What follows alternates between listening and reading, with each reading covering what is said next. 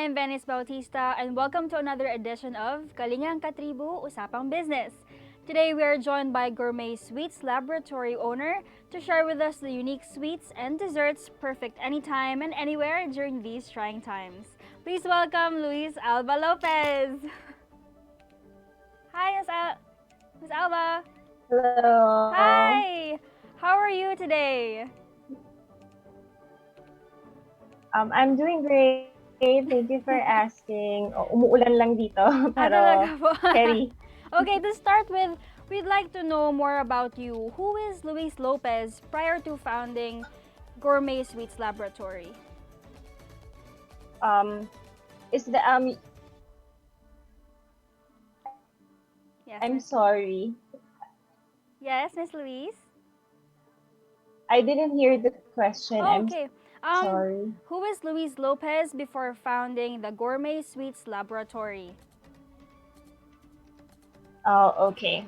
So, I am a full-time mom and taking care of my three little children before Gourmet Sweets Laboratory. Full-time mom and a wife, actually. Mm-hmm. Grabe, that must be challenging, no po? So, now let's talk about the Gourmet Sweets Laboratory. What is it about and when did it start? How did you come up with this idea of this business and what inspired you to develop these ideas? Okay. So, Gourmet Sweets Laboratory, mainly we serve delectable desserts. So, it's a dessert shop. So, I came up with this idea because my husband loves to eat dessert. Also, Mm-hmm. my children, they always ask for dessert after meal. So, since I love to bake, I tried to make a cheesecake as requested by my husband Mm-hmm. and gave it to our family members and even friends. Oh, So okay. that's when they encouraged me to start a business. Kung pang business, wala ka namang ginagawa. Uh-uh. So I tried. Kasi oo nga naman. Mm-mm. So that's where it started. Okay, so talagang from full-time mom, no, talagang businesswoman bigla. So, what was your mission before Gourmet Sweets Laboratory By the started? help of my family and friends. So, what was your Actually, my mission? mission before is just to raise my children. Well, it was to raise godly children and to serve the best on the table since, my family loves to eat. Mm-hmm. So that's my mission, to serve the best on the table every day. So that's very admirable, no? Especially these trying times talaga where every day sobrang uncertain, no? So can you share po with us how your sweets made from your laboratory are being made? Yes. Actually, I have a little space at home. So that's where I create my desserts. So I do it by batch Mm-hmm. and I make it when everybody is already asleep. So talagang your free time Para na walang po. istorbo. Opo. So, since yun nga po, full-time mom and wife kayo before this Gourmet Sweets Laboratory, so did you encounter any challenges before, like when you were first starting the business? Yes, I do. Kasi my children are still, maliit pa nun may baby Mm. ako, so I have two Mm. years old. So it's very challenging for a mom who's taking care of little kids. Yes. So magulo, and I have to, I also have to take care of my husband. So Mm. it's pretty challenging for me. Mm. Okay po. So, what would you say would be the best seller of Gourmet Sweets? Oh, the best seller would be my coffee jello. Mm. So sobrang laging mabili yon.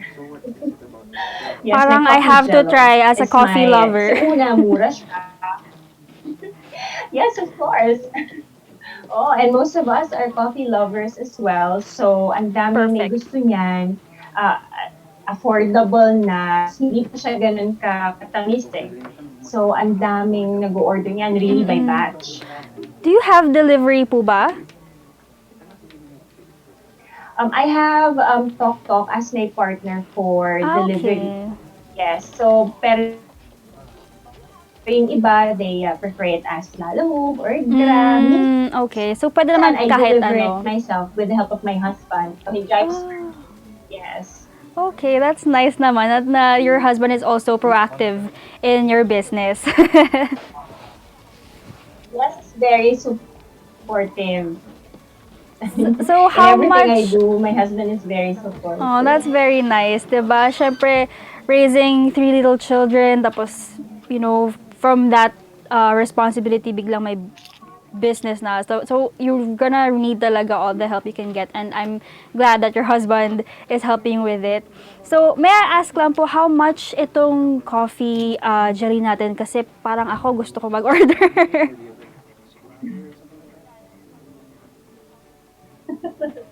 Kayang-kaya yan ng ating bulsa. It's just 80 pesos per tub. Ay, okay. Kaya naman pala, kahit pang pamilya ko na yan.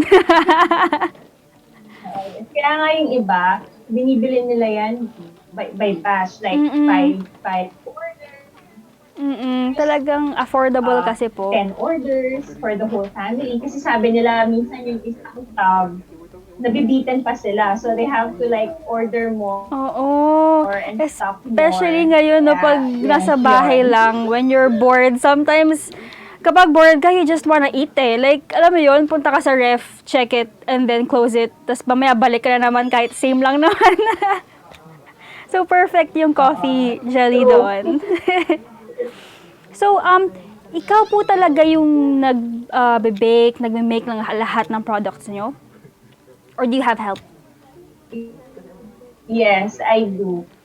Ako lang ang gumagawa nitong mga products ko. But my children, they help me with the packaging sometimes. They want to help me. So in the morning, since I do those at night, so pagdating sa morning, they help me with the packaging. Sila yung nagdidikit ng stickers, nagtatali, ganyan. So that's what they do. And again, yun nga. They also want to help with the baking process. Kaya lang sabi ko, siguro pag okay na, pag malaki na sila, I will teach them para naman alam nila.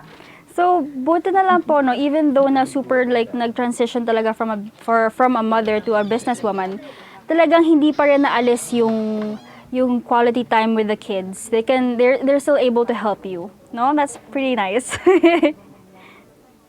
Yes. Yes.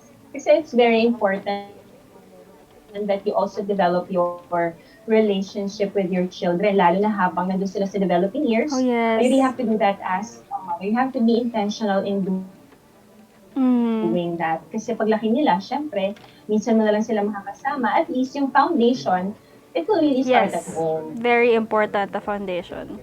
So, what is your advice po ba, like, with time management? I'm guessing that's the key here, no? Since you're a full-time mom and wife and now a businesswoman. What is your advice for us? For me, no, my advice will be you have to set your priorities right. So, kung ano yung priority mo, yun muna. And you have to set time. For example, for the children, you have to set time for them on how to, kasi I'm also homeschooling them. So there's a time for us to study. There's also a time for us to play. And then again, I do my passion at night. So I bake at night and then I deliver in the morning. So it's really better that you set your priorities right and, set time for everything. Kasi it's very important. Para hindi rin magulo, hindi ka rin masistress with things. So, yun. Okay, so we'll know more about Gourmet Sweets Laboratory after this commercial break. Magpabakura kayo. This public service advisory is brought to you by Daily Tribune and 100.3 RJFM. Oh, Vaccination, isolation, gotta keep up with my nutrition. Gotta maintain my body condition, then I can take my vaccination. What do I choose? What do I take? As long as it is not a fake. AstraZeneca, Moderna, BioNTech, even Sinovac, okay na.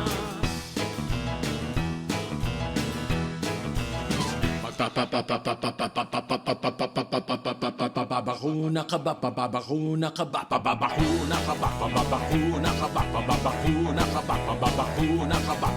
Vaccination for the nation, no more isolation.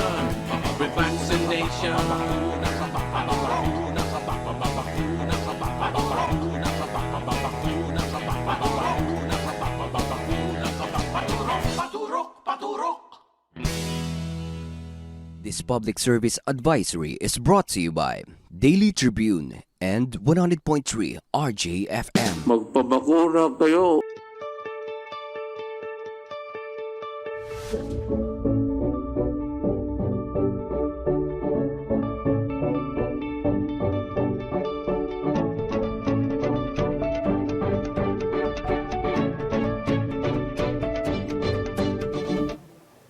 We are back on Kalingang Katribu Usapang Business. With us is Miss Louise. And Miss Louise, are you still with us? Nakamute ata siya. Miss Louise. Yes, I'm still here. Hi. Okay, so let's continue our discussion. I've heard that from Yes, I'm still here. I've heard from Metro Manila you were gonna move to Bulacan, and so that got me thinking: are you planning on expanding outside the metro after the pandemic, or when restrictions are more loose? Do you plan on building a physical store?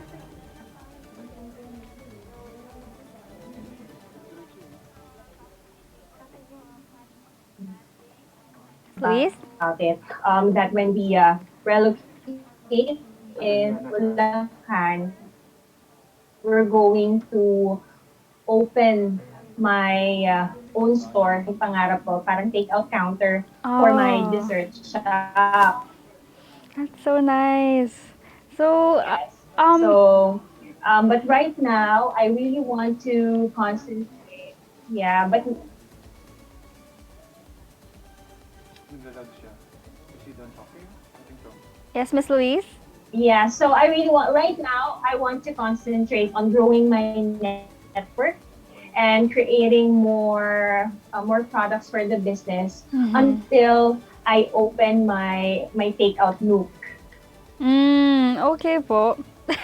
So, talagang you're really inspired na, like you're driven to make this happen. So, what is the impact of the pandemic on your business though? Like, how do you see the pandemic transforming the way of running a business? Lalo na't you have like this goal that you're trying to achieve.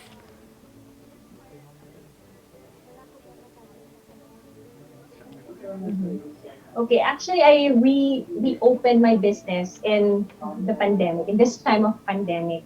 And, as we see it, there's a dramatic shift from in-person shopping to online shopping or buying. And right now, most of our consumers are relying on social media Yes. more than ever to purchase. Even the businesses, we are forced to adapt to these changes. And I think it's also good for us, since now with the pandemic, you have to do most of your transactions online. Yeah. So it's a good it's a nice strategy.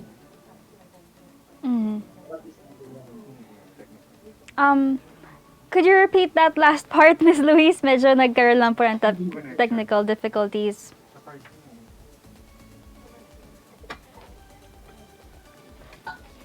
For the part na, yes, as I mentioned, this pandemic has really changed how our consumers purchase or shop, from in-person to online shopping. So there's an urgency. So that's why businesses should also adapt changes. Yeah, truly. Like, talagang na-overhaul yung lives natin ngayong pandemic and we were forced to really adapt to it. Like, no choice. So, di ba, we've mentioned po that we have challenges with managing a business. So, how do you cope with these challenges? Any tips on how you handle them?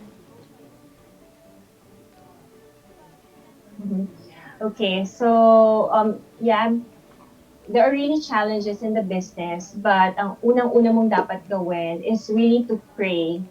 Pray for the Lord's guidance para mapunta ka dun sa right path. And you also talk to the right people.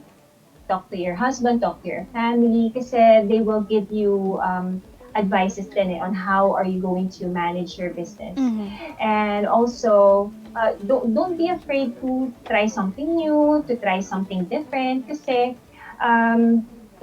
maganda rin yan na meron kang bagong product sa ilalabas na iba sa market.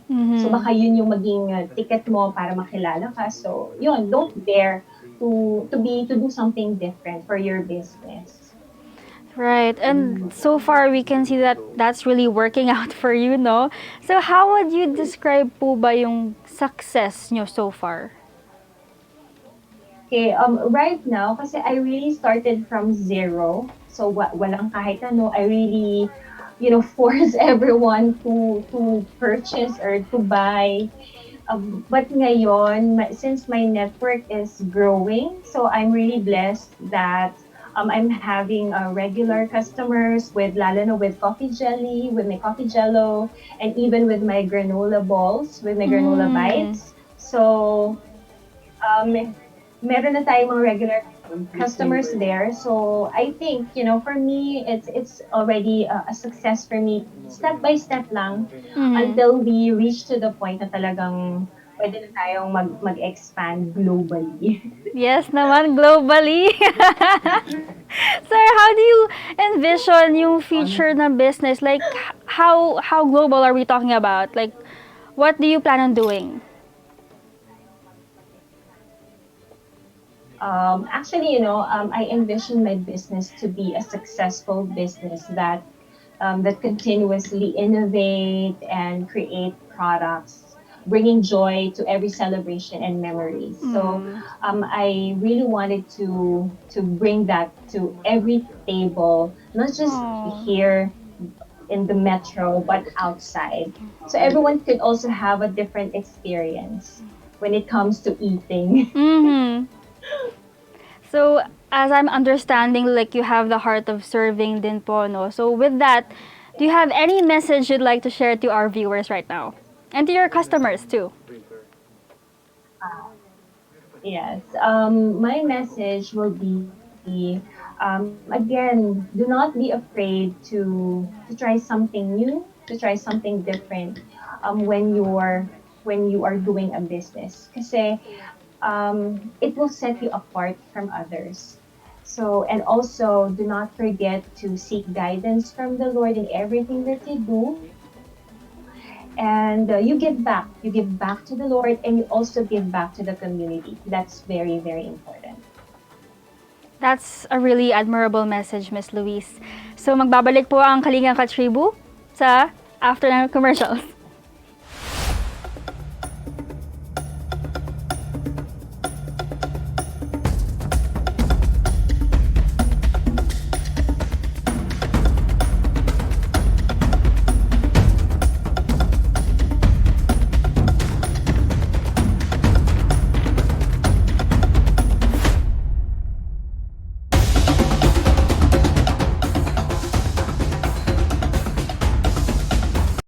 Katribo, did you know?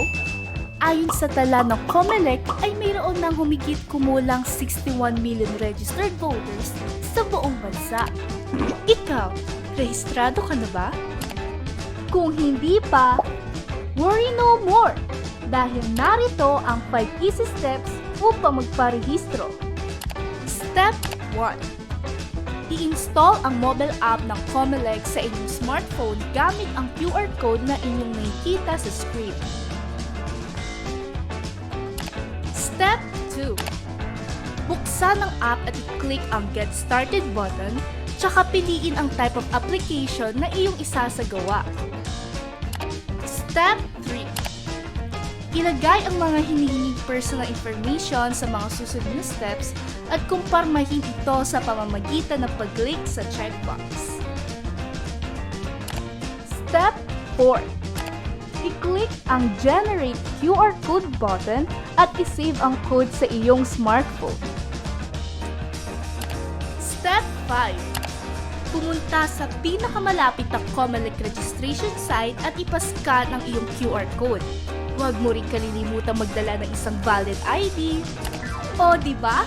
Matapos ang ilang steps na yan ay mapuproseso na ang iyong voter's registration. Mabilis, contactless, at hassle-free pa. Paalala! Hanggang September 30 na lamang ang pagpaparehistro, mga katribu. Kaya't ano pang hinihintay ninyo?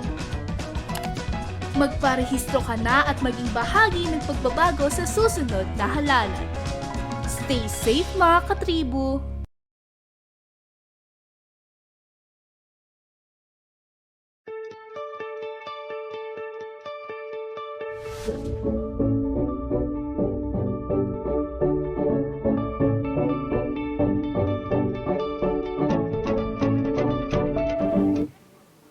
Thank you for staying to Kalingang Katribu Usapang Business. Still with us is the owner of Gourmet Sweets Laboratory, Louise Lopez. At this moment, we have what we call Fast Talk, Miss Louise, where we are going to give different scenarios and you need to respond quickly. Are you ready?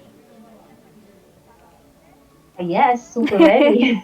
Okay, first question. What is the first thing you do when you wake up? For my cat. Last thing you do before going to bed or before you sleep? Brush my teeth. Ooh. First thing you'll do when the pandemic is over, and please explain why. Go to Tagaytay. It's my children's favorite place. Oh, that's so nice. Okay, one word to describe Gourmet Sweets Laboratory. Different.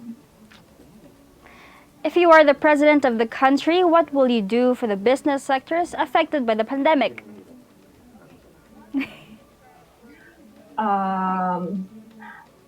Mabilis na market exposure. Oh, very nice. Okay, favorite hobby or hobbies when you're not at work?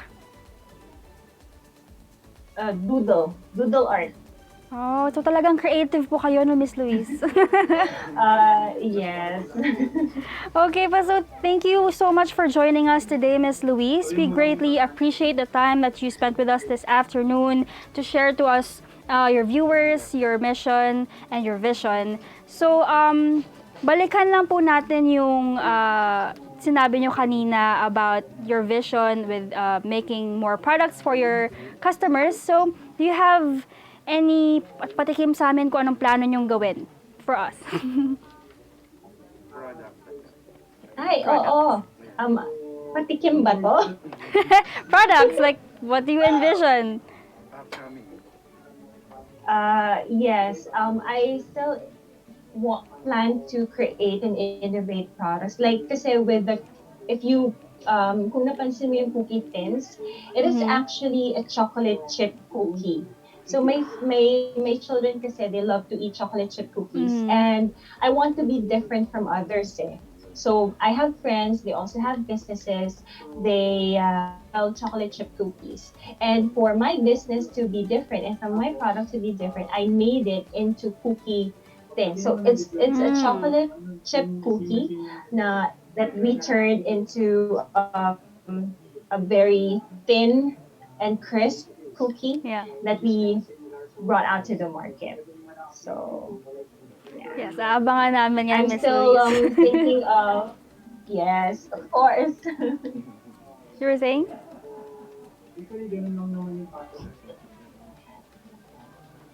Yun. Yes, of course. Okay, so do you have any last message for our viewers, for your customers who are watching right now? Um, I would like to thank Daily Tribune for having me here today. It's really an honor and a privilege to show my passion at Gourmet Sweets Laboratory. I hope you guys would support small businesses, small entrepreneurs, um, for our economy to rise. When we help each other, um, their success for everybody. So let's support small businesses and together let's eat desserts. Very well said, Miss Louise. So we would like to thank everyone who is watching with us right now. You could watch Kalingang Katribu Usapang Business live every Monday at 3:30 p.m. on Daily Tribune's official Facebook page and on Tribune Now on YouTube for the replay of the latest edition. Once again, I am Venice Bautista and this has been Kalingang Katribu Usapang Business. Thank you for watching. Thank you, Miss Louise.